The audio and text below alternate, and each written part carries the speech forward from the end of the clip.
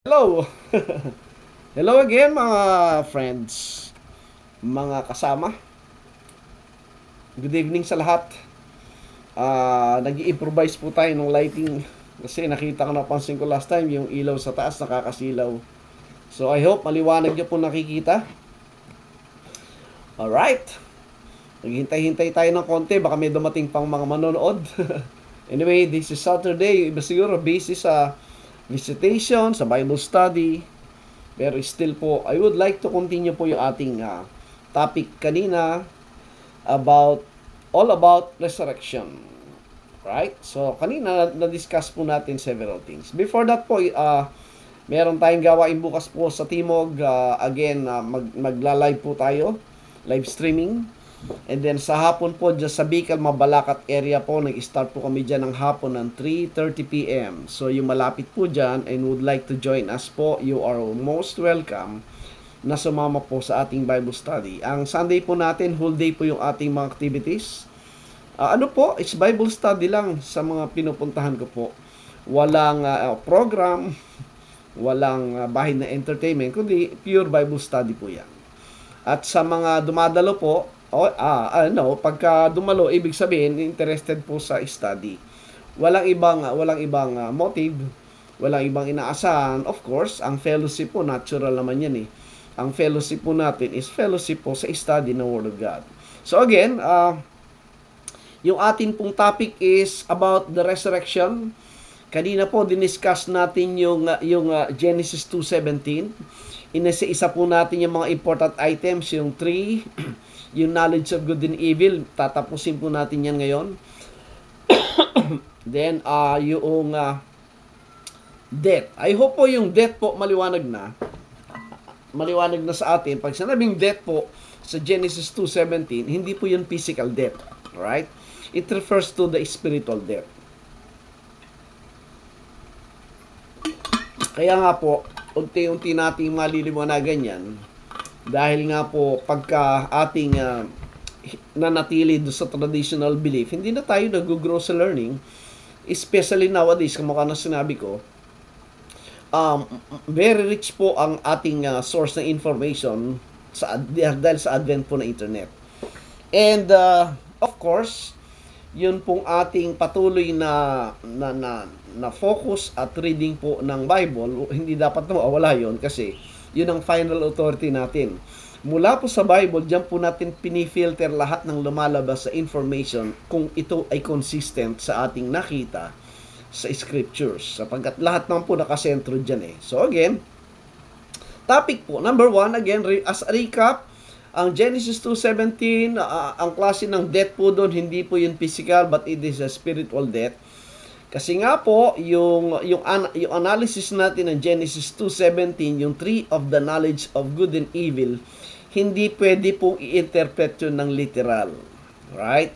Mawawala ka sa common sense, sapagkat ang knowledge of good and evil, hindi kinakain yan.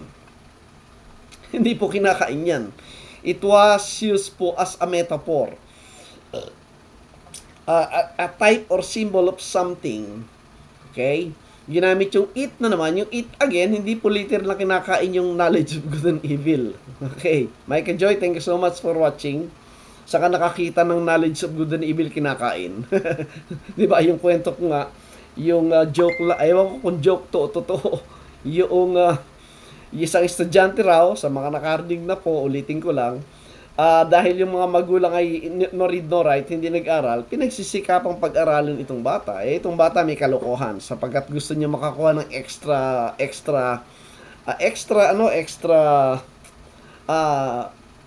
budget sa kanyang allowance. So, gumawa ng kwento. Sabi may project daw sila. Okay?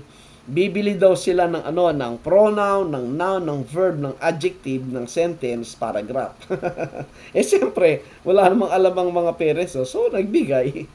So, yun po ay yun po ay budol, di ba?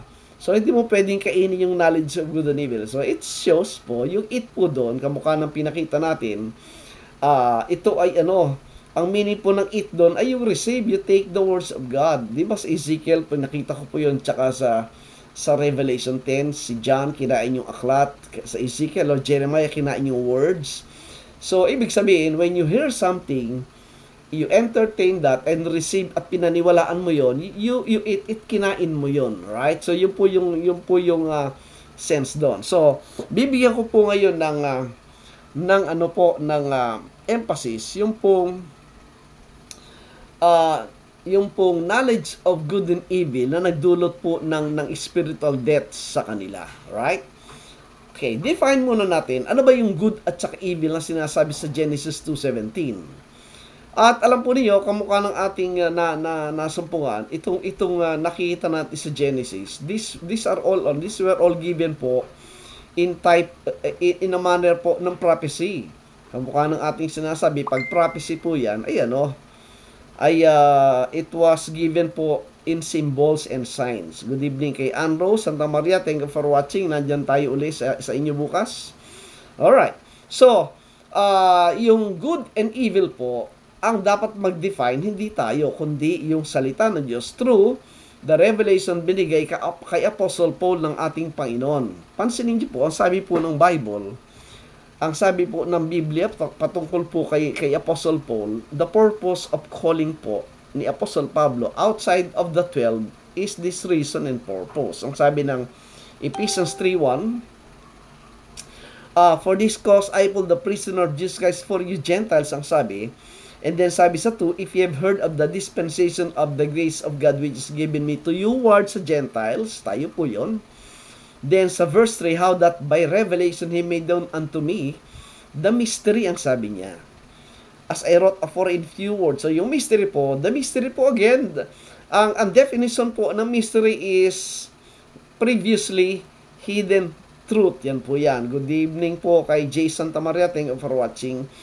Pag sinabing mystery, previously hidden truth, mga katotohanan ng dating nakatago pero ngayon ay revealed na through the Apostle Paul.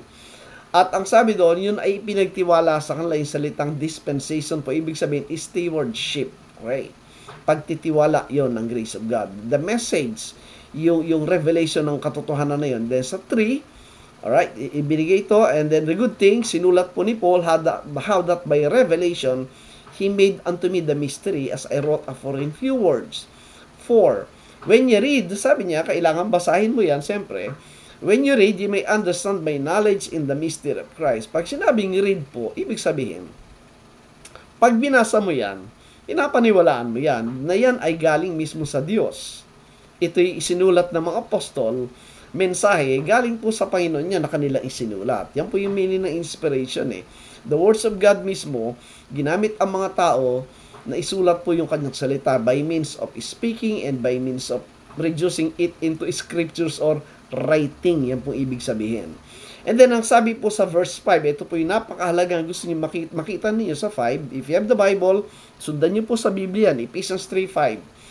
Which in other ages, ang sabi niya, was not made unto the sons of men, as it is now revealed unto His holy apostles and prophets by the Spirit. So, ibig sabihin, itong katotohanan pong pinakita ng Diyos kay Pablo ay naitago sa mahabang panahon in ages, ang sabi niya. Hindi alam ng mga tao yan, especially even po the prophets na sumulat ng Old Testament, hindi po nila naunawa. Bagamat sila po yung sumulat. Alright? At ang sabi, ngayon pa lamang, it is now, ang sabi niya. Kailan yung it is now? During the time po ng calling ni Apostle Pablo. Yun ang kanyang, kaya po pamalagang, pag nagbabasa tayo, tinitingnan po natin yung mga tenses, at saka yung mga demonstrative adjective, at saka yung time statement na now, kung now ba yan by future ba, o ngayon yan by past, mahalaga pong makita yon. And then, ang sabi po sa 5, hindi po naunawa yan ng sino man sa panahon po ng Old Testament. Na yung 6 po, napakaganda nun. That the Gentiles should be fellow heirs and of the same body and partakers of His promise in Christ by the gospel. Ay, kaliwanag po ng mystery na yon. Kaya ang mystery po, hindi alam ng mga Hudyo na ang Gentiles pala kasama po sa programa na yan. Alright? Good evening kay Joe Atamak. Thank you for watching. Good evening. That's why, makikita natin na saan po mababasa na yung Gentiles ay kasama po sa programa ng Diyos. Diniscuss po natin last time yan. Way back sa Genesis chapter 1, naroon na po yun. The reason po kung bakit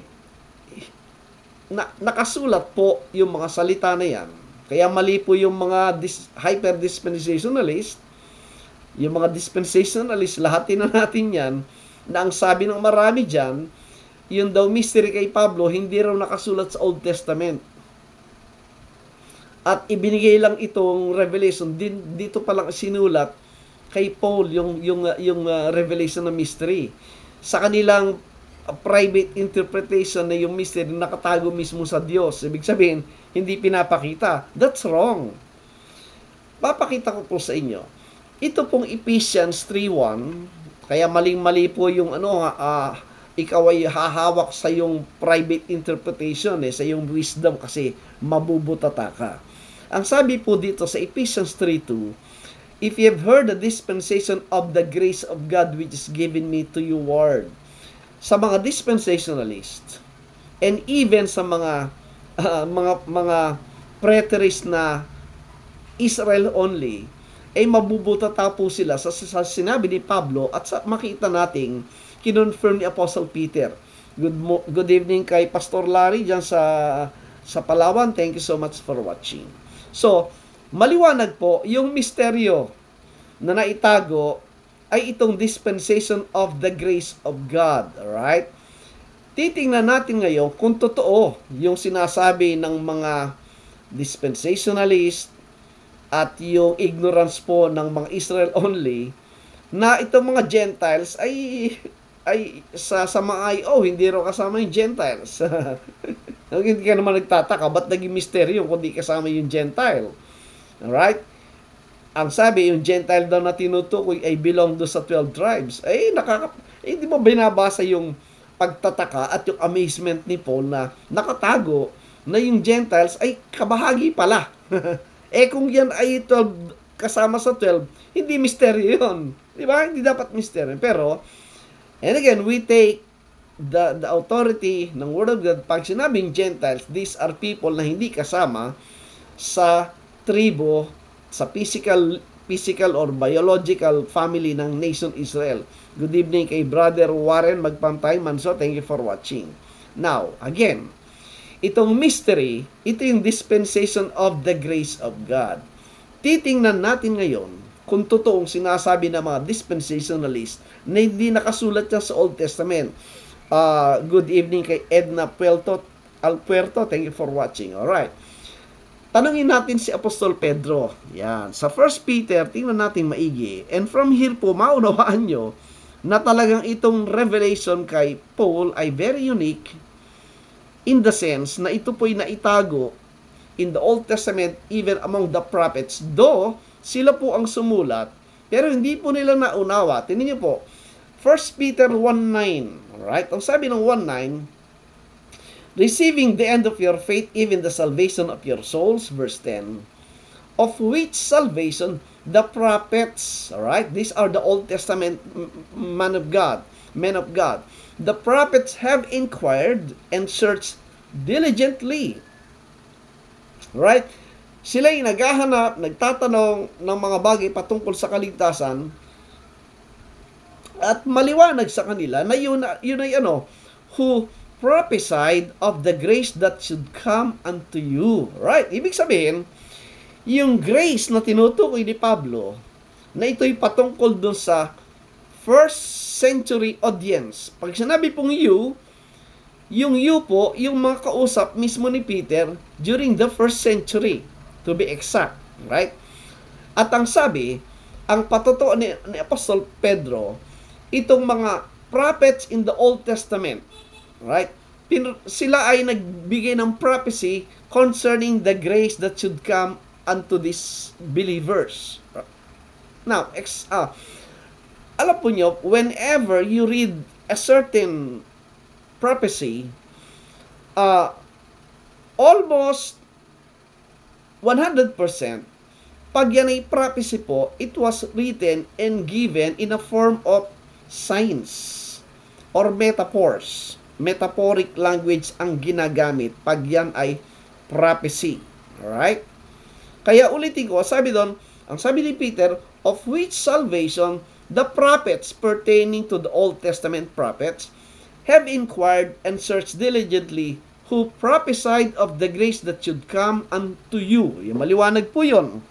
In the Old Testament, naroon na po yung grace of God na tinutukoy ni Pablo at inulit po ni Peter. Right? Pero it was given in form of prophecy. Kaya sinabi sa atin, they are inquiring, they are searching diligently.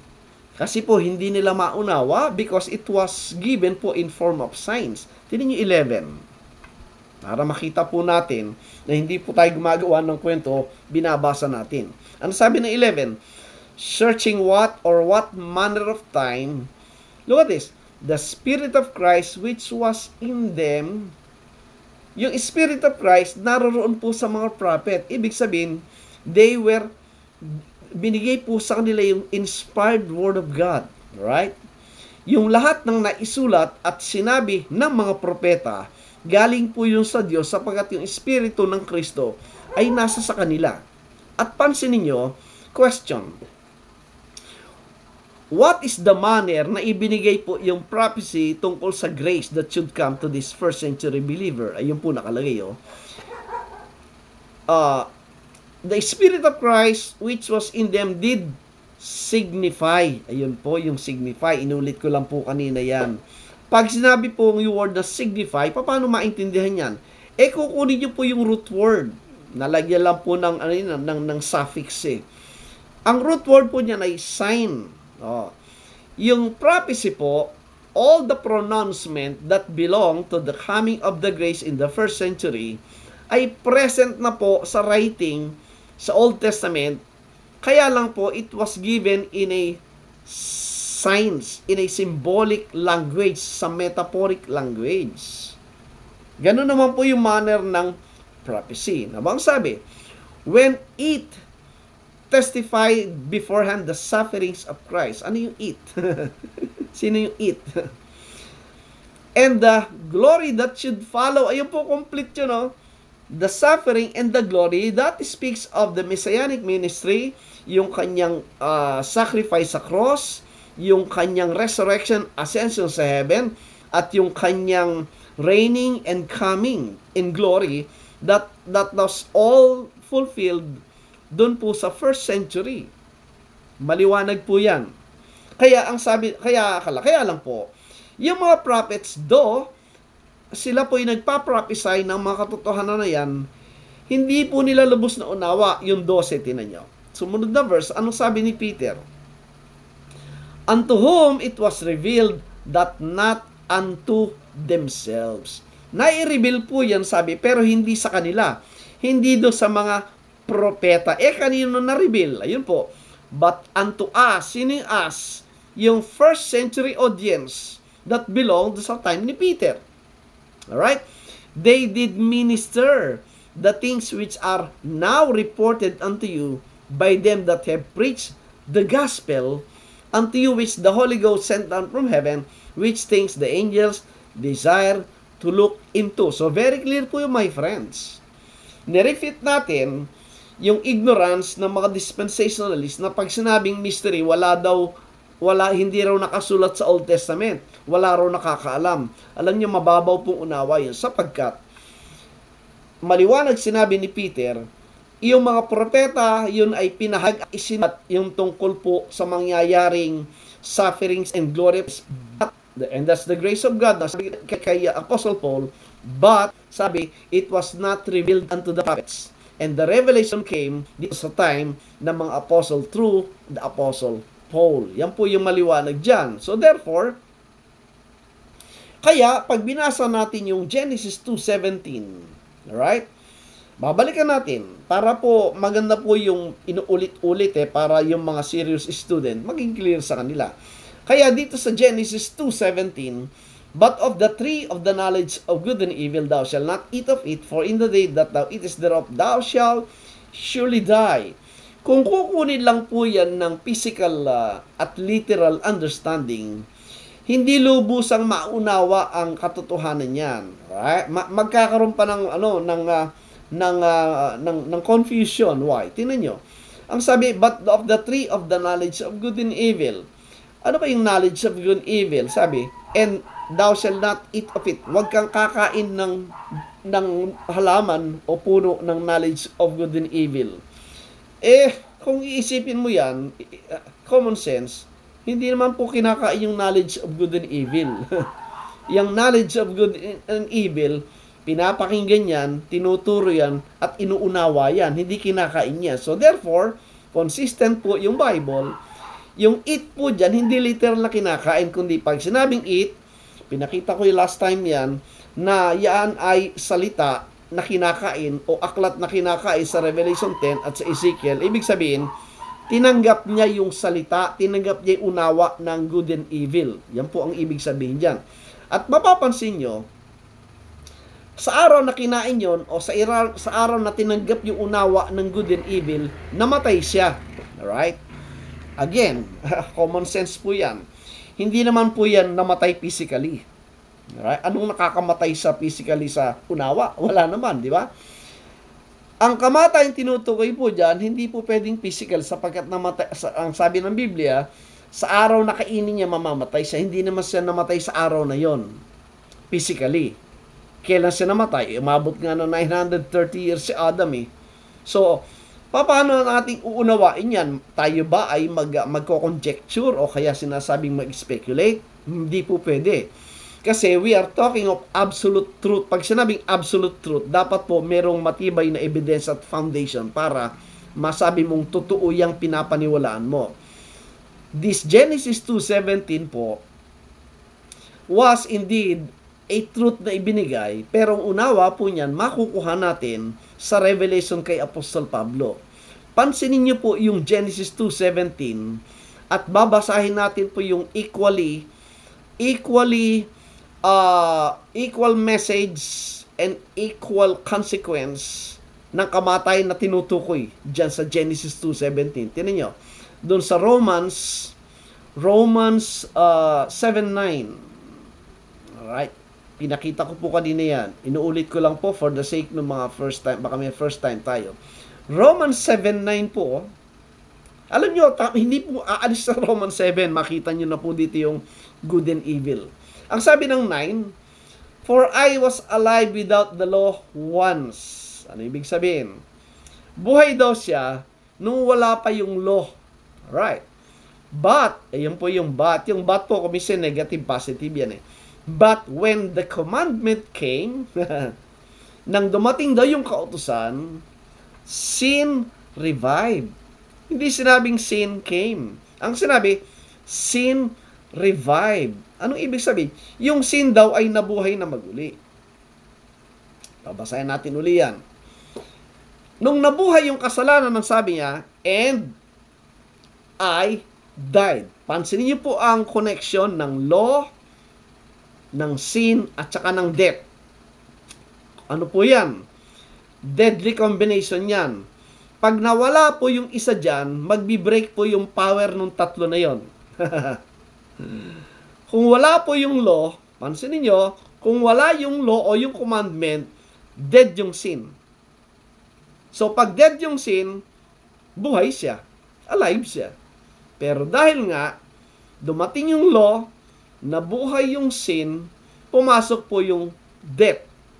Again, hindi po physical death yon. Good evening po kay Ma'am Florinda Yusan Mercado. Thank you for watching. Di ba? Yan ang sa mabuti. For I was alive without the law once, ang sabi niya. At ng isang panahon, ako'y nabubuhay na walang kautusan. Datapwat, nang dumating ang utos o ang kautusan, ay muling nabuhay ang kasalanan at ako'y namatay. O, tinan yung connection ng tatlo. Yung law, yung sin, at saka yung death. Pag nawala po ang isa dyan, break na lahat po yan. Wala na pong death. Di ba? Maliwanag po yung tinan nyo. Mismo sinabi ni Apostol Pablo, babalik tayo mamaya dyan. Pakikita ko po sa yung connection ng tatlo. Unang Korinto, 1 Corinthians 15:56. Ito po ang dahilan kung bakit pinako po sa krus ang Panginoon Kristo. Ito. 56. Ayan o. Andyan po yung tatlo. The sting of death is sin, and the strength of sin is the law. Yun o, kaya sinabi ko, pag nawala po yung isa dyan, walang death. Di ba? Kasi nga, kung wala yung law, patay yung sin. Kaya sabi niya, the strength of sin is the law. I hope you're getting this, ha? Ang kapangyarihan o ang buhay ng sin, singular, ay yung kautusan. Kaya, nabuhay yung kasalanan, nabuhay yung sin, kaya pumasok yung death. Kaya sabi, ang tibo ng kamatayan ay ang kasalanan. Yan po yung maliwanag. Alright? So, yun po yung tatlong combination. Balik tayo. Romans 7. Hindi po ito naunawa ng maraming nagtuturo ng literal ng literal understanding ng Genesis. Kasi hindi ina-analyze po kasi mabuti eh.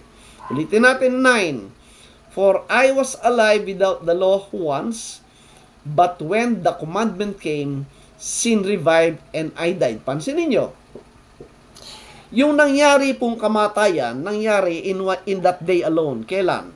Nang pumasok sa kamalayan ni Pablo yung commandment, nabuhay na po yung sin. Pero maybe you can ask the question, dapat tanong nyo, ano ba yung sin? Ang sin po sa Bible, may dalawang classification.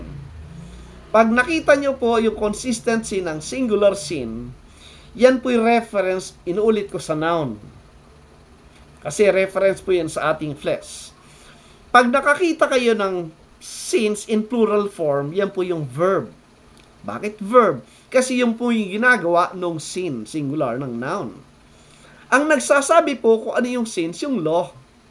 Ang nagde-define, ang nagja-judge, ang humahatol, yun pong law. Kaya yung law po, hindi nagliligtas. Yung law po ang nagsasabi kung ano yung kasalanan ginagawa nung iyong flesh. Alright? Kaya sinabi niya, nung dumating sa kamalayan po ng tao o ni Pablo mismo, yung kautusan, ay nako, pumasok na po yung kamatayan sa kanya. Anong kamatayan? Spiritual po yan. Bakit? Ito po, pinakita ko na naman kanina, medyo ulitin lang natin. Bago tayo pumasok sa mas maliwanag pong further scriptural evidence sa yung kamatayan po talaga spiritual. Alright.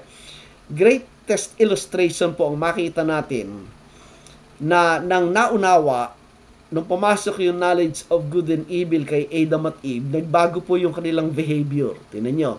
At ito po ay evidentiary naman po ito sa ating personal life. Ito. Sa Genesis 2 po, nagbigay ng warning ang Diyos. Pag kinain nyo yung knowledge of good and evil, mamamatay kayo. Right? Hindi pa po nila kinain dito eh. Tingnan yung 25.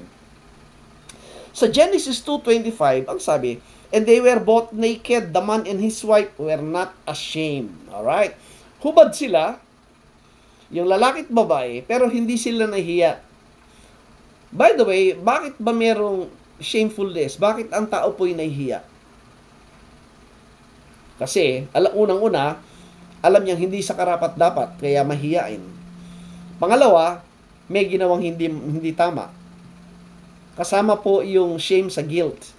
Kaya may nahihiya kasi may guilt. Yan po yan, guilty siya. Pansinin niyo po, nung right after nang nakain po nila yung knowledge of good and evil, nagbago po yan. Dito po sa Genesis 3 verse 7. Para mabilis po, sa 6 kinain nila, right? Sa 7, ano nangyari? And the eyes of them both were opened. Kanina pinakita ko, hindi po yan literal na eyes na nakapikit at nakamulagat. Ibig ba sabihin kung literal yung mata dyan na nakamulagat at nakapikit all the time po before they take po yung knowledge of good and evil, nakapikit sila? Hindi naman, di ba? Pinakita ko na sa Ephesians 1:18 or 19, ang tinutukoy, the eyes of your understanding. Yan po yung language na makita natin sa Bible. Huwag ka agad lulukso sa conclusion na literal na mata yan. Nakakahiya yun sa isang pastor. Okay, ibig sabihin, hindi nagbabasa ng Biblia. And the eyes of them both were opened. Why? And they knew that they were, what? Naked. Alam nilang naked sila. Alright? Again, yung word naked po dyan, meron din pong ano yan, mas malalim na kahulugan na tinutukoy dyan. The nakedness means wala kang covering. Okay? Kaya ang ginawa nila, they think of a solution according to their thinking. Kumuha ng fig leaves, nagtahi-tahi ng fig leaves. Ang kalabas-labas po, apron. Maliwanag po yung apron eh. Alam natin ang apron. Ang apron naman po, hindi ka naman pwedeng maglakad sa labas ng bahay na naka-apron ka lang. Nakatakip lang sa harap yan, pero yung likod mo, litaw na litaw yan, di ba? So, hindi po sapat yung isip ng tao at solusyon ng tao. Anong ginawa ng Diyos dyan? Ang Diyos po gumawa ng damit. Tumahi ng damit, galing sa balat ng hayop at talagang tinakpan sila and God clothed them, ang sabi. Pero before that, ang sabi sa 8 po, tinan nyo, nagbago na po talaga yung behavior. Kanina, nung wala yung knowledge of good and evil, wala silang pakialam. Kasi wala po silang kamalayan kung ano yung good and evil eh. Right? Wala yon. Tapos sa 8, eto pa. And they heard the voice of the Lord God walking in the garden in the cool of the day, and Adam and his wife hid themselves. Ayun na. Yun na po yung consequence of their being naked, their being shamed, kasi naunawa na nila yung good and evil. Anong ginawa? Nagtago na sila sa Diyos. Yan naman yan. Yun po yung effect nung sinasabing, on the day that you eat thereof, thou shall surely die. Tanong, saan nag-umpisa po yung ganong reaction nila? Sa tiyan? Nung na-digest yung kinakain? Kung prutas yun? O sa isip? Nung meron silang naunawa tungkol sa good and evil? Common sense po yan, sa isip. Kaya nagbago po yung kanilang reaction, yung behavior sa sarili nila, sa paligid nila, lalong-lalo na po sa Diyos, nagtago na sila, lumayo na sila sa Diyos. Alright? So, that is, the long and short of it po, nagbago yung kanyang, na-contaminate po yung mind, kaya naging problema ng tao from the beginning po yung isip. Di ba, ang mga bata ganun din, pansinin niyo mga bata, yung mga anak natin, at tayo man siguro nung bata, there was a time, yung bata, takbo lang ng takbo, walang suot yan, hindi man nahihiya yan. Pero, hindi man nanatilig, wala kang makitang tamang isipan na teenager na tumatakbo pang hubot-hubad ngayon sa harap ng mga tao. Why? Nagbago yung kanyang isipan. Pumasok po yung knowledge ng good and evil. And that is the law. Okay, so I hope nakukuha nyo ha. So, paano natin mapatibayan na yung knowledge of good and evil ay yung law nga? Tingnan nyo, balik tayo kay Pablo. Si Pablo po ang nagbibigay paliwanag dyan. Sa Romans 7 uli. Romans chapter 7, tingnan nyo. Right? Una, sa 7:1, doon pa lang sa umpisa po ang nasabi niya, know ye not, brethren, for I speak to them that know the law, the Jews, mga Hudyo, how that the law hath dominion over a man as long as he liveth, ang sabi niya. Yung daw law, meron kapangyarihan sa tao hanggang nabubuhay siya. Alright? Alright? I hope you're getting this, Yung, alam naman po ng lahat ng tao yan, na lahat ng tao, mula nung magkaisip siya, ang naghahari sa kanyang isipan yung kautusan ng Diyos. Kaya, ang isipan ng tao punong-puno ng kasalanan kasi alam niya na nilalabag niya yung utos ng Diyos kasi yung law of God, nakatahi po yan sa conscience natin. And the conscience is the mind, yung awareness ng good and evil. Kaya, as long as he liveth, ang sabi niya. Alright, tuloy natin. So, dito na tayo.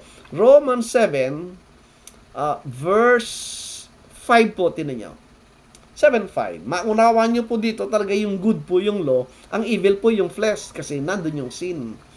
Sabi ng 5, for when we were in the flesh, ang sabi niya, because ang kausap po dito mga believers pag ikaw ay mananampalataya, wala ka na sa flesh, makita natin yan sa ating patuloy na study.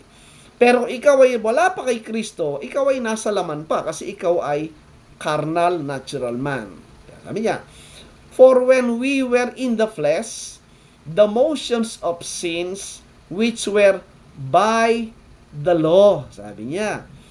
Why? Kasi yung flesh, yung ginagawa ng flesh, ang tawag doon, motions of sin. Kaya verb po yun ay dinidefine, kinaklasify ng sabi ng which were by the law. Bakit alam mong sin yung ginagawa ng flesh? Because merong presence ng law. Alright? Ano pa?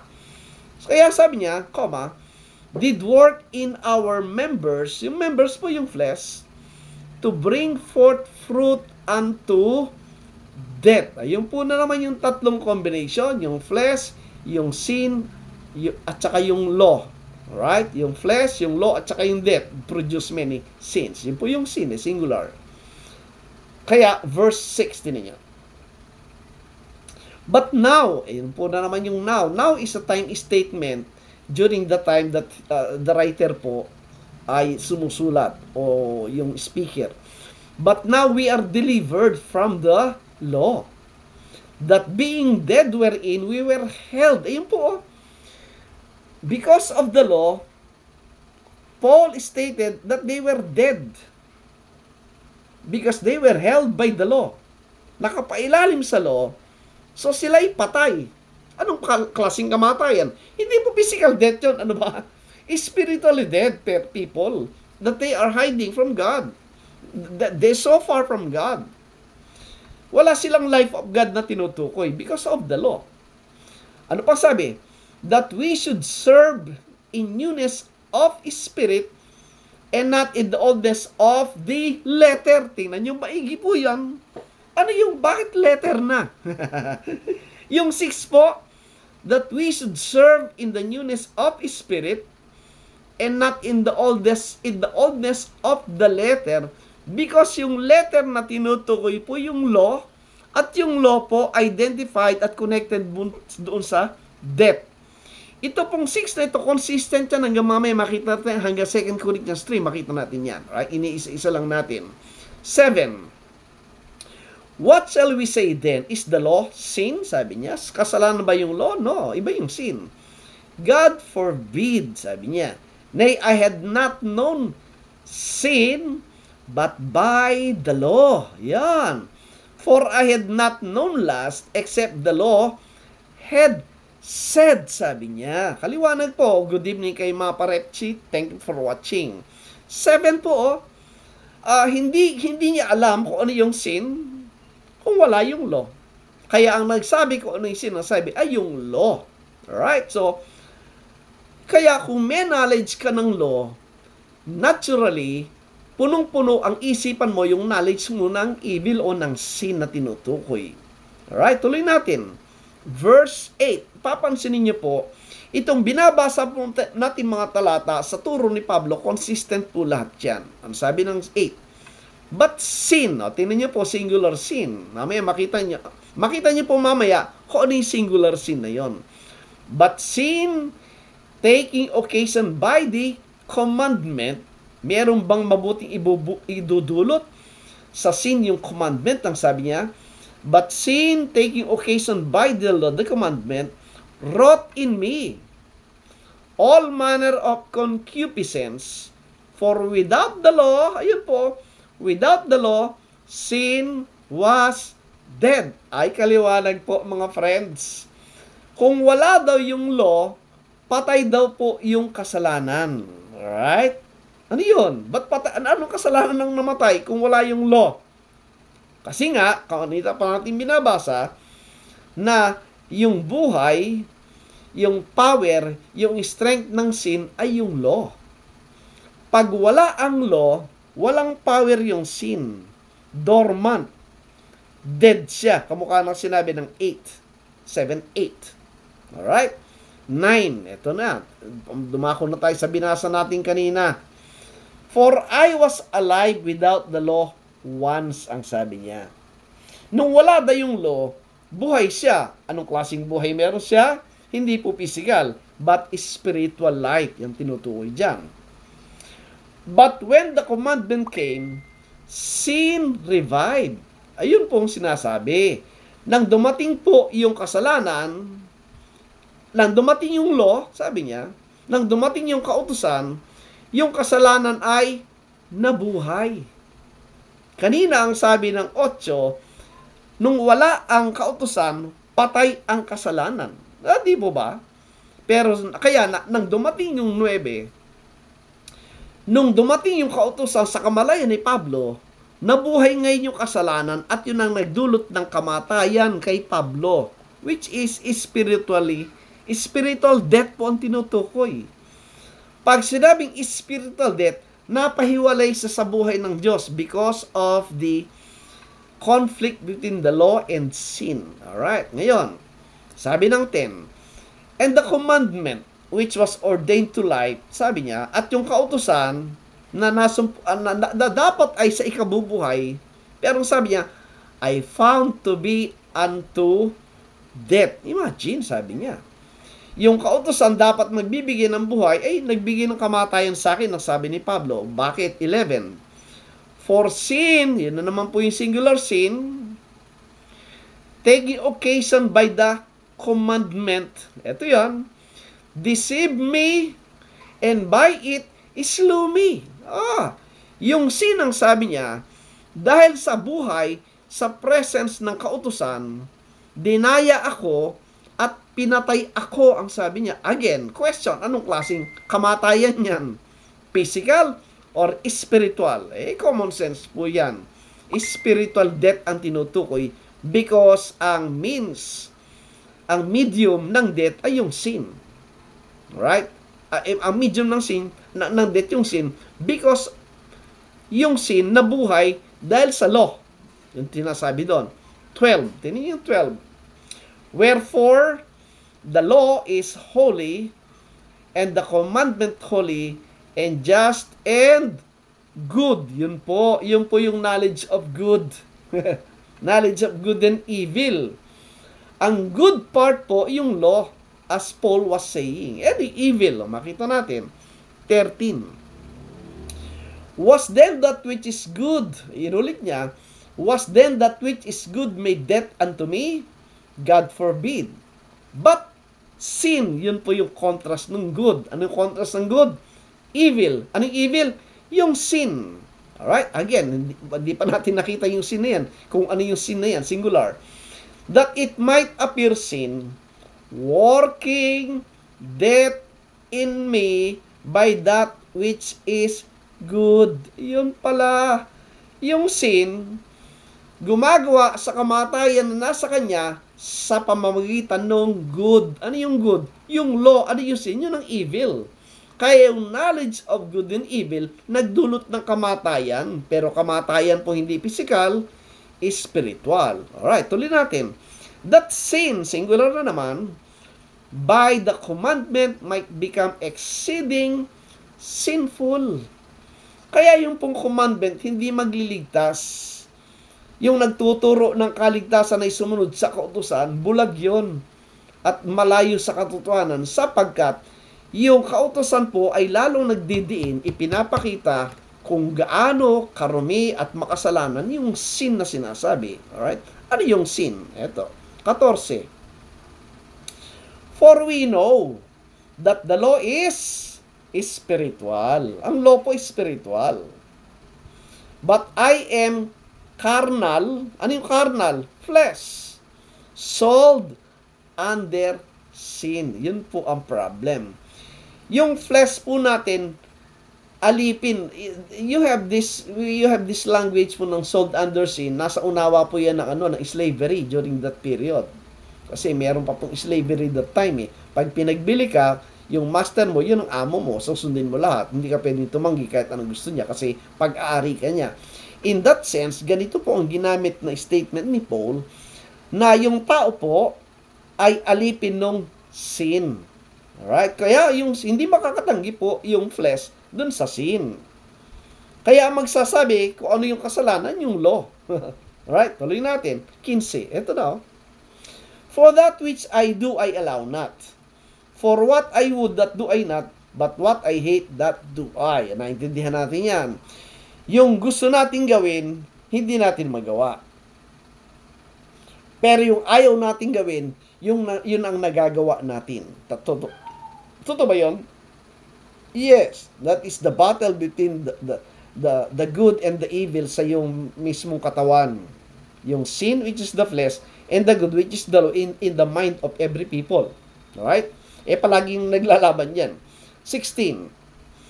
If then I do that which I would not, I consent unto the law that it is good. Sabi niya, kung ginagawa ko yung hindi ko gusto, sabi niya, sumasang-ayon ako na mabuti nga ang kautusan kasi hindi niya ginagawa, right? 17. Now then, it is no more I that do it. Look at this.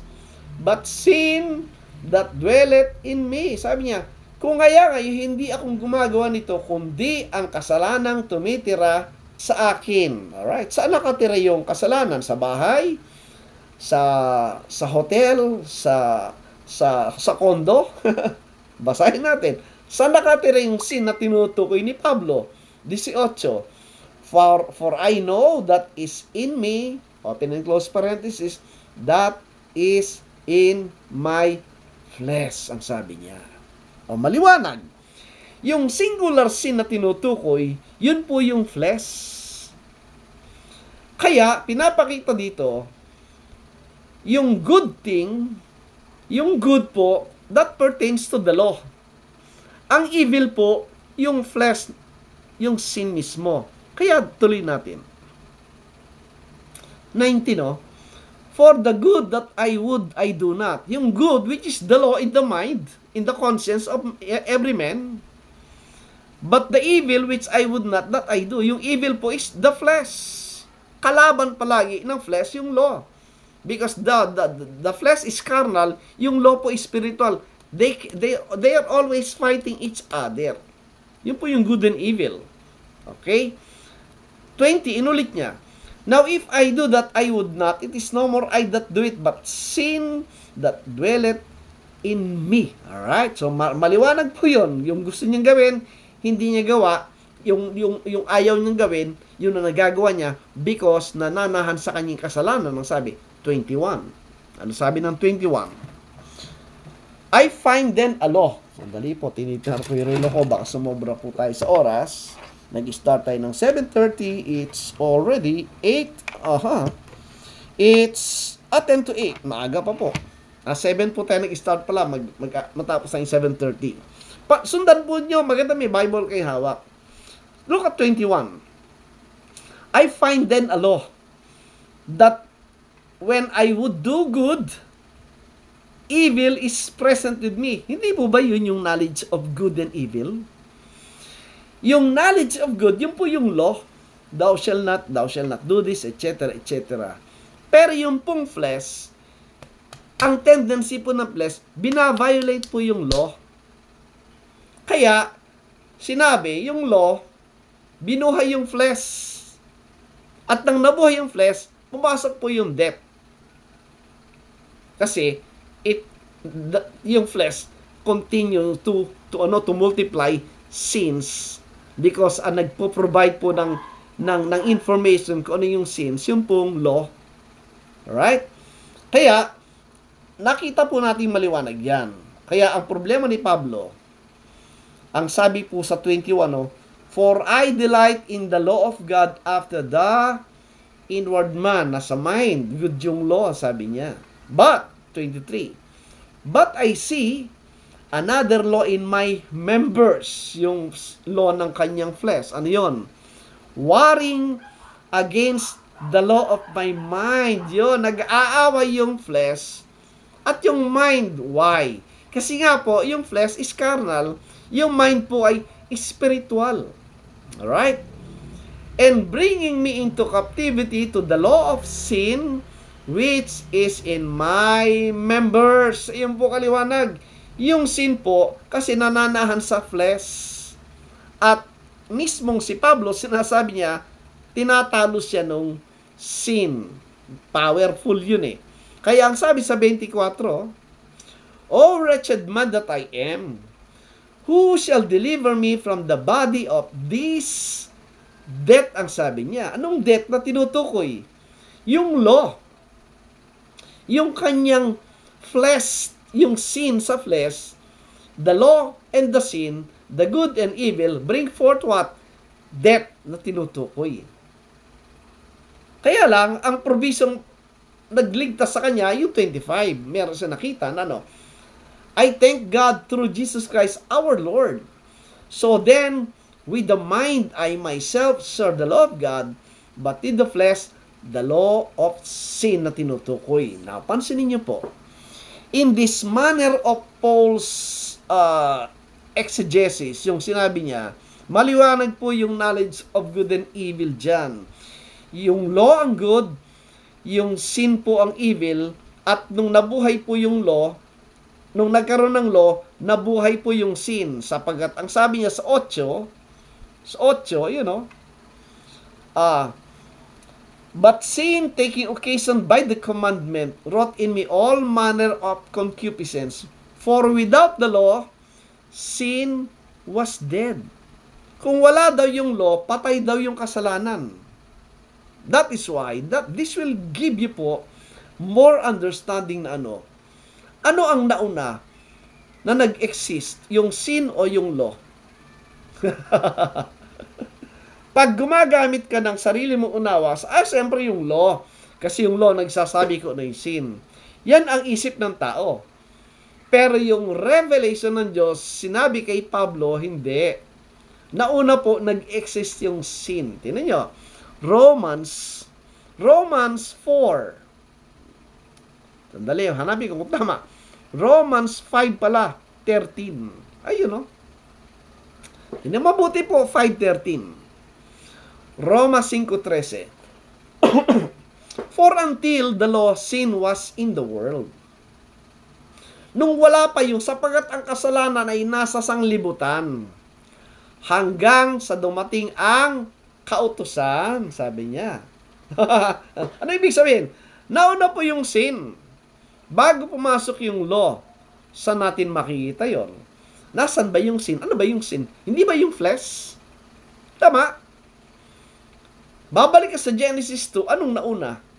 Yung knowledge of good and evil o yung flesh na Adam?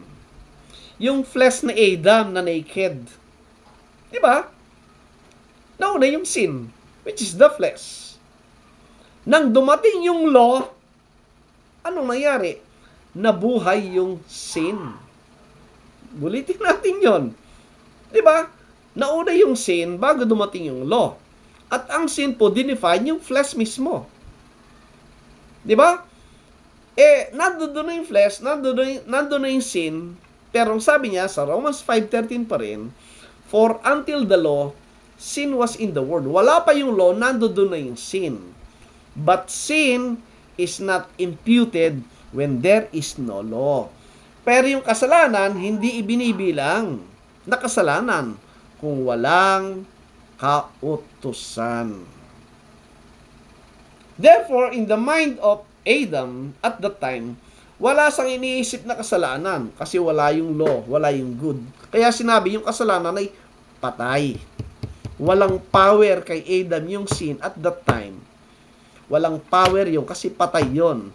Nang pumasok yung unawa ng good, which is the law, nabuhay yung sin.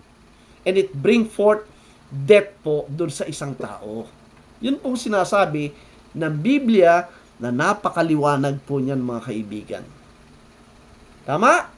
Therefore, I will show you another scriptural proof na yung death po, ang nagdala ng death, ay yung unawa sa tao ng kautusan ng Old Covenant system, ng law na nakasulat sa bato na sinasabi. The law that was always against po sa flesh. Tingnan niyo po sa 2 Corinthians 3. Meron pa po akong maaga pa, 8 pa lang. I hope makasunod po kayo. 2 Corinthians 3 po. Ito po yung context ng 2 Corinthians 3. Good evening Guzman JL. Thank you for watching. 2 Corinthians 3:1 po, tinan nyo. Tsagain nyo po ito mga friends. Maintindihan nyo kung bakit sinasabi kong ang nagdulot ng kamatayan ay yung knowledge of good and evil. Ano sabi ng 3:1? Do we begin again to commend ourselves or need we some other epistles? Epistles po, commendation of you. Letters na tinutukoy. Kanina meron tayong nabasang letters. Pinsan ninyo, 2. Year, epistle, etc. Dito na po tayo sa 3. 2 Corinthians 3:3. Look at this. For as much as ye are manifestly declared to be the epistle of Christ, yung pong believers, during the first century, ministered by us, the apostles, written not with ink, right? Hindi sinulat ng ink, which is physical, but with the Spirit of the living God, that is spiritual, not in the tables of stone. Alam niyo po kung anong table of stone. The old covenant law, but in fleshy tables of the heart. That refers po sa spiritual writing, letters. Alright? Verse 5. Tingnan niyo po yung 5. Good evening kay Sister Iris Liwanag. Thank you for watching. 5. Not that we are sufficient of ourselves to think anything of us of ourselves, etc. Doon na tayo sa 6. Look at this. Who also hath made us able ministers of the New Testament, the New Covenant, not of the letter. Ano yung not of the letter? The old covenant. In the letter, in the sense po ng physical, literal understanding na tinutukoy dyan. Good evening kay Ate Meli Soriano. Thank you for watching. Kay Sherry Rose Zapanta. Kay Ma'am Pinica Stanyeda. Magandang gabi po sa inyo. Maraming salamat. Ulitin natin yung 6. Kino-contrast po dito yung dalawa, yung old covenant tsaka yung new covenant, yung law and the grace of God. Who also hath made us able ministers of the New Testament, not of the letter, but of the Spirit. Ano yung sabi ng letter? Letter po refers to physical, literal things that you can see and read. Diba? Pero yung isa, Spirit. These are the truth behind the letters. The spiritual message that God was providing at pinapakita ng Diyos sa mga taong tama yung puso at tama yung isipan na naghahanap ng katotohanan. Kung hindi po katotohanan ang hinahanap ng tao, hindi maintindihan yan. God can never provide things na ayaw mo. Ganun po yan. Ang Diyos po hindi naman namimilit yan. God is always offering, and it's up to us if we are looking, asking, and receiving it. Kaya ang sabi sa 6, but of the Spirit, for the letter killet. Yun po yung letter killet. Ano yun? Yung law. Yung knowledge of good and evil na pag kinain niya, mamamatay siya. Yun po yung letter killet. Yun po yung old covenant. Yun po yung law. In the old covenant sense, in the Old Testament. But the Spirit giveth life. Ito po yung new covenant. The things of the program, the blessings na dala ni Kristo. Now notice po. Pagdating po ng Panginoon Kristo, hindi siya maintindihan ng mga kausap niya. Kasi ang isipan ng kausap niya ay letters, physical, literal. Naghahanap ng physical kingdom sa Luke 17. Ano sabi ng Panginoon? As Luke 20 o 17. Sabi niya, yung kingdom hindi nakikita. Yung kingdom nasa inyo. Among you, sabi niya. So, hindi po physical kingdom ang dala ng Panginoon Kristo. Spiritual, heavenly kingdom. Pero matitigas ang ulo ng mga dispensationalist. Pinipilit pa rin yung utak at isip ng mga Hudyo. Di ba? Physical pa rin hinahanap nila. Wrong. Yung, inuulit ko, si Nicodemus, na napakatalinong tao, ruler ng Hudyo, mataas ang pinag-aralan, and yet, yung pinapaliwanag ng Panginoon concerning the spiritual birth, heavenly birth, hindi niya maintindihan. Why? Kasi ang isip niya ay letter, spirit, patay po siya sa mga bagay ng espiritu na tinutukoy. Okay, now, look at verse 7. 2 Corinthians 3:7. But if the ministration of death written and engraven in stones, ang sabi niya, kaliwanag ko, pag nakita niyo yung engraven in stones, yun po yung law, the law of Moses in the Old Covenant, the law of the Lord. Pero ang sabi, ito ay ministration, pangangasiwa ng kamatayan, nagdudulot ng kamatayan. Yung law ang sabi niya. Hindi po magliligtas yung law. In fact, yung law po ang magdidiin sa tao. Kasi ang laman, kailanman, hindi makakasundo yung law na espiritu. Never. Kaya yung tao po nabubuhay sa laman, talagang pag walang Kristo, araw-araw at gabi nasa isip mo kasalanan. Hindi nyo pa napapansin. Maraming preacher, pag nag-preach sila, palaging kasalanan ng tinutumbok, hinahatulan ng mga nakikinig. Patuloy na nagtuturo ng kasalanan, ng sumpa, ng parusa. Hindi po naintindihan. Lalo niyang pinapatay po yung mga nakikinig. Kasi yung kautusan po nagdudulot ng kamatayan. Bakit hindi mo ipahayag yung ginawa nung Kristo sa krus ng Kalbaryo na siya'y nag-alis ng kautusan at nagdala ng buhay na walang hanggan sa taong maniniwala? Wala na pong sumpa, wala na pong condemnation. Tinapos na lahat po ng Kristo yon. Ang mga churches po, sa mga mga politiko kasi mga preacher dyan. At patuloy kang tinatakot dyan upang mag-alipin ka nila. Mula ulo hanggang paa, gusto kontrolin ka. Kaya dinidikta sa isip mo, panay kasalanan. Tapos na po yung kasalanan, tinapos na po ng Kristo yan. Ngayon, kaya dito po, sa 7 po ipinakita, yung Old Covenant, yung kautusan ay nagdudulot ng kamatayan. Pero tinawag po siyang glorious, di ba? Now, nung binigay po yung kautusan sa kanila, ay may glory yun. Hindi naman masama po yun. Actually, holy, good, and good po yun, and just. Kaya lang, kalaban po ng flesh yun. Pero tina po yung 8. How shall not the ministration of the Spirit be rather glorious? Ang sabi niya. Kung yung law po ay glorious, may glory siya, pero ang sabi niya, itong New Covenant, itong New Testament is much more glorious. Dapat po mas piliin natin ito. Bitawan nyo na yung law sa isipan, alisin mo na yon. Kasi ito yung much glorious, di ba? Sabi ng 9. For if the ministration of condemnation be glory. Ano yung condemnation? Sapagkat kung ang pangangasiwa ng kahatulan, sino bang naghahatol? Yung law, yung kautusan. Therefore, ang sabi niya, much more the ministration of righteousness exceed in glory. Bakit panay kahatulan ang maririnig mo sa mga preachers? Dahil po, karamihan hindi pa unawa na naririto na po yung pangangasiwa ng katuwiran, ng righteousness, ng holiness, ng perfection ni Kristo. Instead po do sa kulang-kulang at bitin at hindi magbibigay ng perfection yung law. Right? Dumating na po yung perfection, which is the Lord Jesus Christ. Right? Tuloy natin. Kaya ang sabi po sa 10, no? For even that which was made glorious had no glory in this respect, by reason of the glory that excelleth.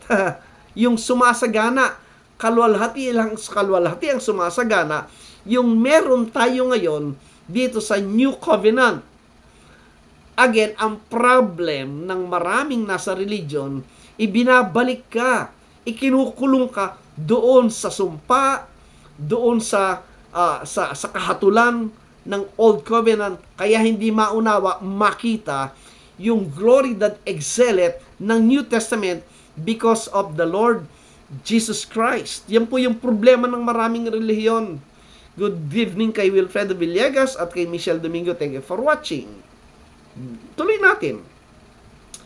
Verse 11. Ito po kaliwanag, For if that which is done away was glorious. Ano yung done away? Kanina pa sinasabi yung glorious, which refers to the old covenant. The law na sinasabi ay done away na, inalis na ang sabi. Much more that which remaineth is glorious. Ano yung remaineth? The dispensation of the grace of God, this New Testament, this new covenant thing, which talks about purely of the heavenly and spiritual program and blessings that we have today. Verse 12, seeing then that we have such hope, we use great plainness of speech. Si Pablo po, sinabi niya ng plainness of speech. Why? Kasi, at this time, hindi na siya gumagamit ng parables. Hindi na siya gumagamit ng signs, ng metaphor. In fact, he is now revealing. He is now giving the whole message ng signs, ng symbols, ng metaphoric language ng Old Covenant dito sa New Covenant. Therefore, pag nabasa, ay, hindi mo na kailangang maghanap ng ibang meaning. Yan ay sinasabi niya na meron ng glorious that excelleth, meron ng buhay ngayon, meron ng light, meron ngayon. Kaya sabi ng 30, no? And not as Moses, which put a veil over his face, that the children of Israel could not steadfastly look to the end of that which is abolished. Past tense. Sana huwag kayong maging kamukha ni Moses, ang sabi niya, ng mga Israelite ng panahon niya, pagbaba sa bundok, dahil hindi siya matingnan, dahil sa glory nung na-receive niyang glory doon sa Mount Sinai, naglagay ng veil. Ang problema, hanggang ngayon, merong pang veil ang isipan ng maraming tao na hindi nakita na abolish na lahat ng tungkol sa condemnation. Yung judgment ng sin tapos na po, wala nang hatol sa kasalanan.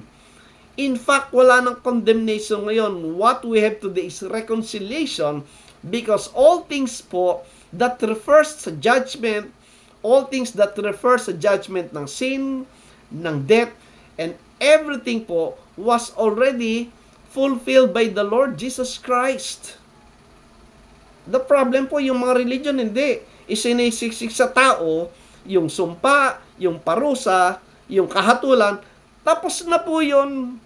Ang Diyos po hindi na nag-impute ng kasalanan kasi binayar na po lahat ni Kristo. Ang nangyayari, ang pinipreach po na Kristo sa maraming relihiyon ay yung Kristong hindi kilala ng Biblia. Kristong hindi natapos yung sakripisyo. Kristong failure. Kasi hanggang ngayon, pinuproblema pa ng tao yung sin. Samantalang sinabi, tinapos na lahat ng Kristo yung tungkol sa kasalanan. Yeah, that is what's going on because of the ignorance of many, at ang mga assembly ginawang business ng marami yan. And again, 14. Ang sabi ng 14, no? But their minds were blinded. Yan. Marami po hanggang ngayon bulag ang kaisipan. Why? For until this day, at that time, remaineth the same veil untaken away in the reading of the Old Testament, which veil is done away in Christ. Hanggang ngayon, mula pa no, ng isip ng Hudyo, hindi nila maunawa talaga yung pinapaliwanag ng Panginoon Kristo. Even yung revelation ni Apostle Pablo, though it was revealed to the prophets and apostles and the believers at the time, pero yung mga hardcore na mga Hudyo, the Pharisees and the Sadducees, the scribes, the ruling religious class, veil pa rin sa kanila na hindi nila nakita. Wala na yung Old Covenant. Ito na ngayon ng New Covenant. The things of the heavenly program of God. Look at verse 15. But even unto this day, when Moses is read, the veil is upon their heart. Hanggang ngayon po, pag binasa mo yung Genesis, I am telling you po, yung Genesis chapter 1, hanggang chapter 2, hanggang verse 3 po, kompleto na po yung summary ng 7 days ng creation account. It refers po from the time of the creation of the nation Israel until it's passing away and the creation of the new heaven and earth, which is the body of Christ. Kaya, doon po sa Genesis chapter 1 hanggang chapter 2, verse 1 to 4, sinamarize po yung Bible natin from Genesis to Revelation. Nandoon po lahat yon. But sadly, ilang porsyento ang nakakita noon? Kayong mga nakikinig dito, may narinig na ba kayong pastor na nagsabi noon? Wala. Maaring sa akin yun ang narinig ito. Sapagat ito rin ay narinig ko din sa iilan na mabibilang mo mga nag-aaral ng Biblia.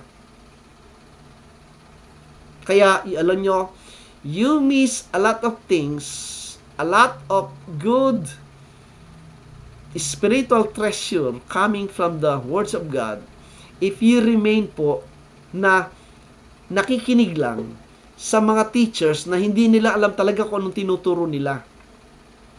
Ang mahalaga sa kanila, numbers, building, money, yun lang ang mahalaga dyan. But they are not totally fulfilling the very purpose kung bakit merong mga leader po sa mga assembly. They ought to what? Di ba sabi ng Panginoon, when he asked Peter, ang sabi niya kay Peter, Peter, lovest thou me? Hindi ba ilang beses tinanong? Ang sabi ni Peter, yes Lord. Pero natapos ba yung Panginoon doon? Hindi, kinwalify niya. Alright, yes. Anong gagawin mo? Feed my sheep.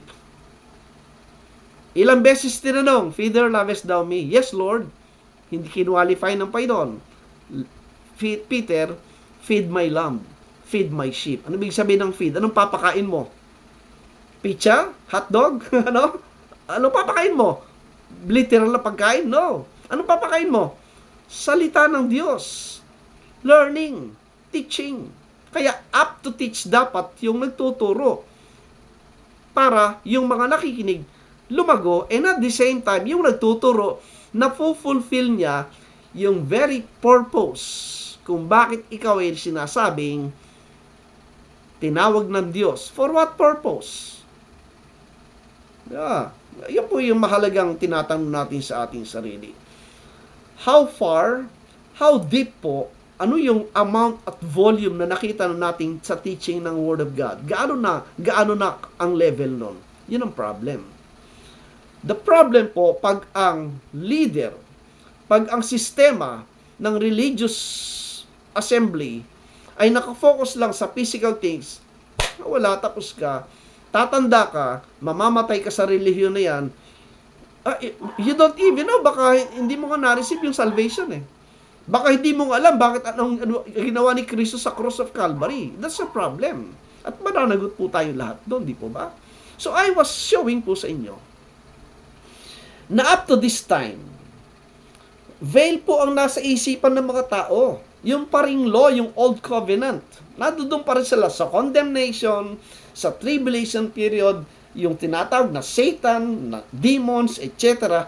It's full of panay po, horrific. Marami tayong nagpo-flourish ng mga doomsday preacher. All they do is takutin ang mga tao. All they do is mag-create ng imaginary things na sila mismo hindi nila mapatibayan sa Word of God. That's the problem po, my friends. That is why I'm showing this. Kasi po ang impact nito, pag hindi mo naunawa yung kind of death and the manner of death, the medium of death in the Old Covenant, hindi mo maintindihan kung ano rin yung salvation. Kasi when you ask, when you talk of salvation, what kind of salvation? Anong ililigtas sa'yo? Ang sagot ng maraming, impyerno. Wala sa Bible yon. Basahin yung Romans 6:23. For the wages of sin is death, but the gift of God is eternal life. I-contrast nyo lang. Ano yung death? Ano eternal life? Yung bang death na tinutukoy doon physical? Paano maging eternal life yon? Ang eternal life po is spiritual. So it shows, consistent po lahat yung pinapakita kong verses sa inyo, yung death na tinutukoy doon is spiritual death. And the eternal life comes through the Lord Jesus Christ ng kanyang in-institute yung body of Christ sa kanyang resurrection. And anyone who received the gospel of Christ will enter into that body. So, they what? They possess and they're living in that endless immortality ng eternal life. Kaya nga, papakita ko po sa inyo, yung mga tao pong nabubuhay in the first century were already resurrected. Tingnan nyo, Ephesians Ephesians chapter 2 verse 1. I hope you believe the Bible more than what you have learned from other people. Anong sabi ng 2:1? Tatagalugin na natin. At kayo'y binuhay niya. Buhay na siya, nang kayo'y mga patay dahil sa inyong mga pagsalangsang at mga kasalanan. Buhay ba o patay pa? Binuhay niya. Pero dati mga patay. Sinong kausap na patay? Physical or spiritually dead people? Kaliwanag po. Resurrected na sila. Natanggap na nila yung buhay na walang hanggan. Kailan? Nung nanampalataya kay Hesus Kristo. Isa pa. 2 verse 5. Ayun Even when we were, sa Tagalog na lang, bagamat tayo'y mga patay. Patay po sila dati. Dahil sa ating mga kasalanan. Tayo'y binuhay. Present tense po yun, hindi bubuhayin, kundi binuhay na. Kalakip ni Kristo. Pag sinabing patay at buhay na, anong tawag mo? Hindi ba resurrected na siya? Binuhay na maguli na siya? Ano pa yung 6, Sabi ng 6, at kayo'y ibinangong kalakip niya. Ibabangon ibinangon na. Ibinangong kalakip niya at pinaupo kasama niya saan? Sa sangkalangitan kay Kristo Jesus. If you will believe the scriptures po, maintindihan nyo, yung kamatayan po'y talagang spiritual. Dumating po yung pagkabuhay na maguli sa kalagayan ding spiritual sa pamagitan ni Kristo. Yan po ang mababasa nating maliwanag sa talata ng Biblia. Isa pa, Colossus 3:1. Ito, pinapakita po sa ating lahat ang kalagayan ng mga mananampalataya na sila po ay nakatanggap na ng resurrection. Colossians 3:1. If ye then be risen, sa Tagalog, kung kayo nga'y muling binuhay na kalakip ni Kristo, hindi sinabing muling bubuhayin, hindi po sinabi. Ang sinabi, muling binuhay na kalakip ni Kristo. Ini-establish po ni Apostle Paul na yung mga mananampalataya ay na-resurrect na because of the Lord Jesus Christ. Right? Kaya po maliwanag yon. Yung pang 3 po, 3:3. Sapagat kayo nangamatay na, patay na sila. Pero, at ang inyong buhay ay natatagong kasama ni Kristo sa Diyos. Ano ibig sabihin? Dahil ang bawat mananampalataya, siya po'y nakasangkap sa katawan ni Kristo. Kaya nakatago ka kay Kristo because you are in the body of Christ. Pag ikaw ay wala sa body of Christ, you are dead. Dahil ang immortality, ang eternal life ay na kay Kristo. If you are separated, if you don't belong to the body of Christ, you are dead. But if you are in the body of Christ, though ikaw ay patay, but then you will receive life. You will be resurrected. Yung po sinasabi ng Panginoon, John 11 po. Tingnan nyo. That is the language, the meat of everything na sinabi ng Panginoon kay Martha na naghihintay ng resurrection. At ang sinabi ng Panginoon sa 25, sinabi sa kanya ni Jesus, ako ang pagkabuhay na maguli at ang kabuhayan. Ang sumasampalataya sa akin, bagamat siya'y mamamatay, mali po yung Tagalog dito, sabi dito sa English, Jesus said unto her, I am the resurrection and the life. He that believeth in me, though he were dead. Hindi po future yun. Sa Tagalog, future. Pero sa King James, siya'y patay na. He were dead. Yet shall he live. Anong klaseng kamatayan yon? Paano maniniwala makikinig pa ba yung patay sa sementeryo? Abo na lang? Paano makikinig yon? No. Ang makikinig na sinabing patay na maniniwala ay yung spiritually dead people na narinig yung mensahe ng mabuting balita ng Panginoon Hesukristo, tatanggap siya ng buhay na sinasabi. Anong buhay? Spiritual life. Kaya sabi ng 26, and whosoever liveth and believeth in me shall never die. Kung sino man ang nakatanggap ng buhay at nananampalataya, ang sabi niya, hindi na mamamatay. Why? Because you already receive immortality, you receive eternal life, an endless life. That's what we are saying po. That's what the Bible po is showing us. Huwag nyo na hintayin po na bubuhin na maguli po yung nasa libingan. Hindi mangyayari yon. In the first century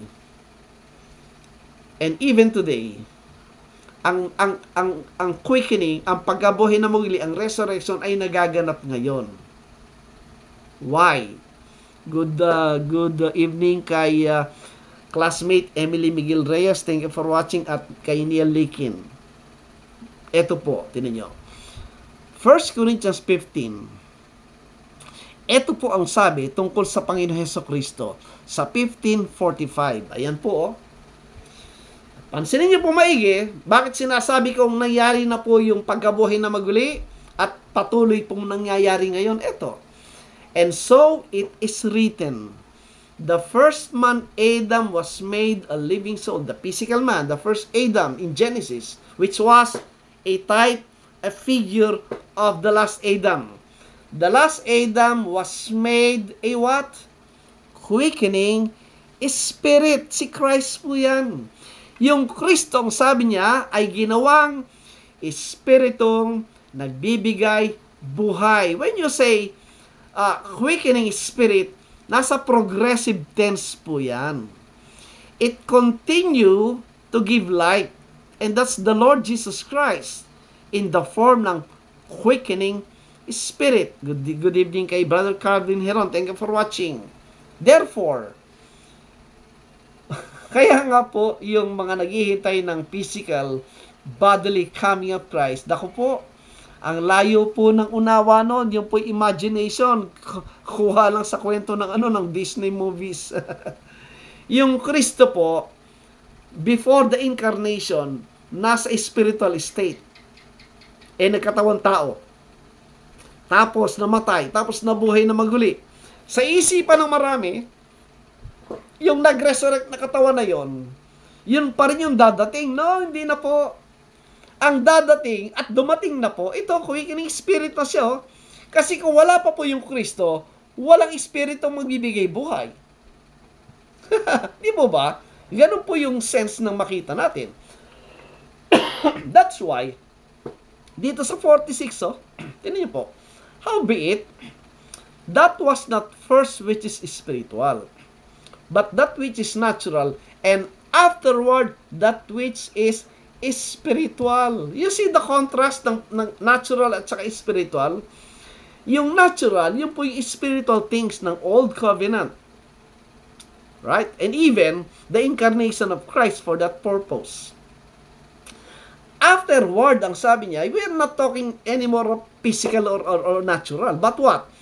Spiritual ang tinutukoy na dito.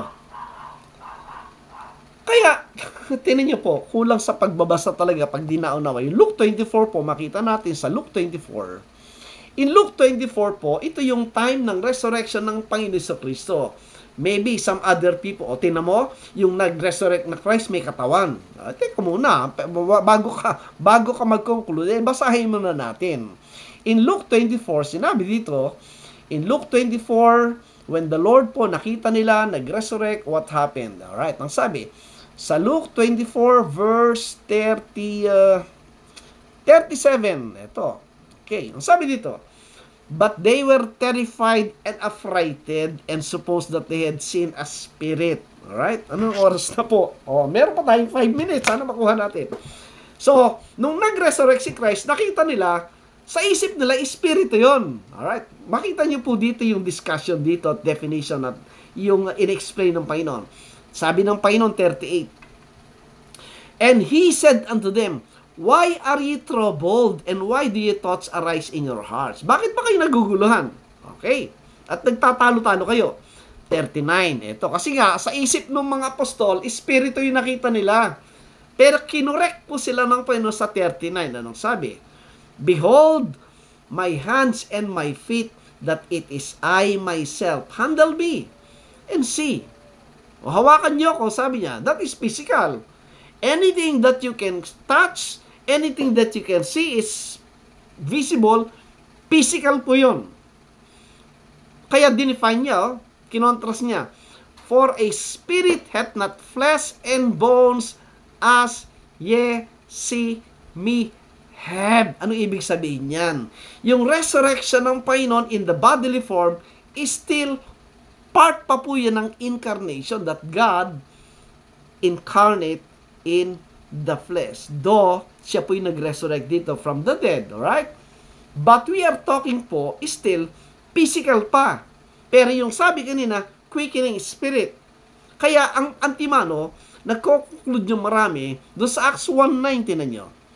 In Acts 1:9, hindi nila napansin yung mga salitang napakahalaga.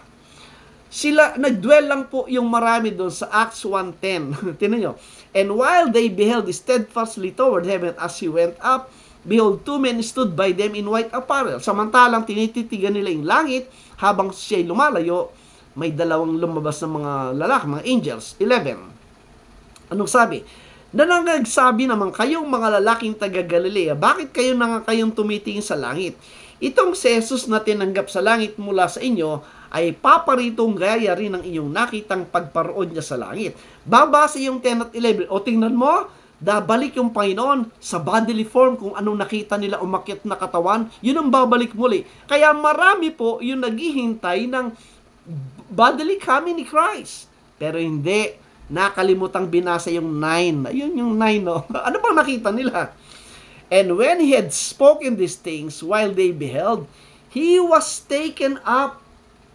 Natapos ba? Hindi natapos doon. Anong kasunod? "And a cloud received him out of their sight." Dapat po yun ang aralin nyo, kasi ini-ignore yun eh. Ang thinking na marami, dadating daw yung Kristo, parang drawing ng cartoons, nakatayo daw sa cloud, parang sinasak yung cloud, bababa. Yun po yung imagination lang. Yung cloud po, for your information, there is no time po para ipakita ko lahat yan. Ito po yung sinasabi niyang manner of His coming dito sa Matthew chapter 26, 20,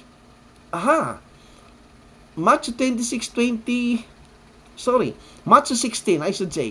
Matthew 16:27 po, tinan nyo. Ito po yung unawa doon, mga kaibigan. Yung manner ng kami ni Kristo. Wala kang mababasang sinabing bodily dadating siya. Ito, 16:27. "For the Son of Man will come in the glory of His Father with His angels." Yung mga kausap pong Hudyo, alam nila yan. Because they have seen the coming of the glory of the Father with His angels way back do sa Exodus 19, nang bumaba ang Panginoon in the sight of the Jewish people. Anong nakita nila? Clouds. Kaya challenge ko sa inyo, hanapin nyo lahat ng pronouncement ng Panginoon ng coming sa New Testament. Lahat tinutukoy yung pagdating niya, naroon siya in the clouds or with the clouds. Gamitan natin ng konting ating imagination. Pag sinabing in the clouds, with the clouds, may makikita ka bang bodily image? Wala. Sa Baguio nga, fog lang eh. Hindi mo na makita yung kasalubong mo eh. Yung pakayang coming niya in the clouds, in the glory of the Father. I challenge po everyone that teach po na merong physical, bodily coming of Christ. Wala kang makikita. Ang lahat ng sinabing coming is in the clouds, with the clouds. Aralin niyo po yung clouds. Alright, so yan po yan. So my friends, I don't have any shadow of doubt na yung uri ng kamatayan ay spiritual death. Yung knowledge of good and evil is the law itself. Yung eating po doon, hindi literal na kinain yung, kundi the eating means the receiving, the believing, the taking in of the truth na sinatang word na nakita ron. At ang resurrection po ay naganap na with the coming of the Lord Jesus Christ in the relation to the new covenant. The spirit that giveth life, the letter that killeth, the ministration of death na sinasabi ay yung old covenant law. But when the new covenant came, ang sabi, the New Testament, it provides the spirit that giveth life. Kaliwanag po sa 2 Corinthians 3. Itutuloy po natin yan sa 2 Corinthians 4 and 5 at makita niyong maliwanag, ang resurrected body is the resurrected body of Christ in connection in the terms po ng new covenant, giving of the new covenant. Makita niyo po yon. At makita nyo po, good evening kay Brother Mar Elazeke, thank you for watching. Going back sa Genesis, yung word na clothing at saka nakedness, pareho pong dinescribe yun at dinefine ni Paul in reference po sa covenant and being out of covenant. If you are naked, you are out of the covenant with God. If you are clothed, you are in the covenant with God. Yan po ang tinutukoy. That during that period po ng Messianic ministry, during the Acts period, mapapansin nyo yung shifting from being clothed with the old covenant garment. Kaya lang sabi, it faded away, it became old and ready to perish. That refers po sa old covenant. But here comes the new. yung body that came from heaven. That refers po sa covenant, the new covenant. I-discuss po natin. Siguro po, kasama sa discussion ko po yan bukas ng umaga, doon po sa Timog. So again, if you have some questions po, and I'm telling you po, just have an open mind at tingnan po natin ang scriptures kung ano man ang laman ng isipan natin na tinuro sa atin ng religion, na tinuro ng Bible school, medyo bigyan nyo po ng attention yung nababasa nating scriptures at mamimili kayo dyan. Which one will you retain in your mind? Kaya po yung title ng ating segment is Renewing of the Mind. Why? Because God, that is God's program that He keeps on renewing the mind of the people. Hindi mo pwedeng sabing alam mo na lahat ngayon na hindi mo na kailangan matuto pa. Wrong. Especially po with the advent of the internet system and technology today, marami tayong information na hindi alam 30 years ago. So now, all these things are coming to light and we have this access. Now, this is about time to re-study. Go back sa study, especially mga pastor na mga friends natin, and be mindful of our calling. Sino bang pinaglilingkuran natin? Of course, dapat yung Panginoon. And if God is showing to us from the authority ng scriptures, sino tayo para tumanggi? Or else, we have other motives, goal, and purpose outside of the will of God. Yun po yung problema. So again, my friends, I can fully understand every one of you. Marami pong considerations yan. Right? Marami tayong battle dyan. Pero when you stand for the truth, yes, initially, maraming lalayo. Initially, maraming mawawalang opportunities. But I rather stand for the truth and please the one who called me in this ministry rather than be famous, favored by the majority, but out of the will of God. Yan po yan mga kaibigan.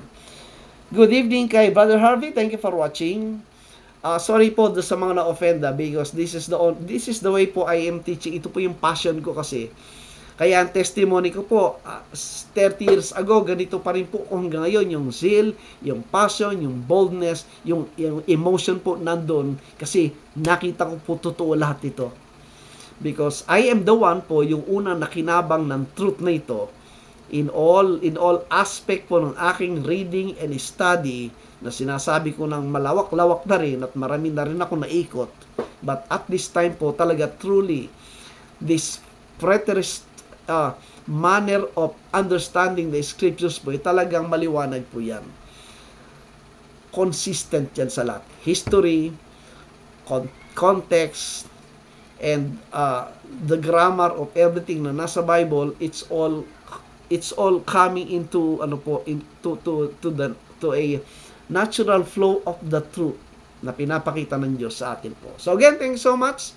I hope you enjoy this evening po, bagamat sumobra tayo sa oras. Manalangin po tayo.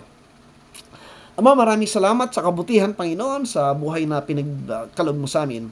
An opportunity, O God, na matutunan, makita ang truth nito. I believe nangungusap ka po sa aming lahat through the scriptures na madagdagan ng aming kaalaman, maging matibay po sa pananampalataya na pinagkaloob mo. Sa iyong papurit, pasalamat, and muli po, pinasasalamatan ka namin sa iyong kabutihan. Sa pangalan ng Panginoon Jesus, ito pandalangin. Amen. Thank you po. Thank you so much for watching. Alright?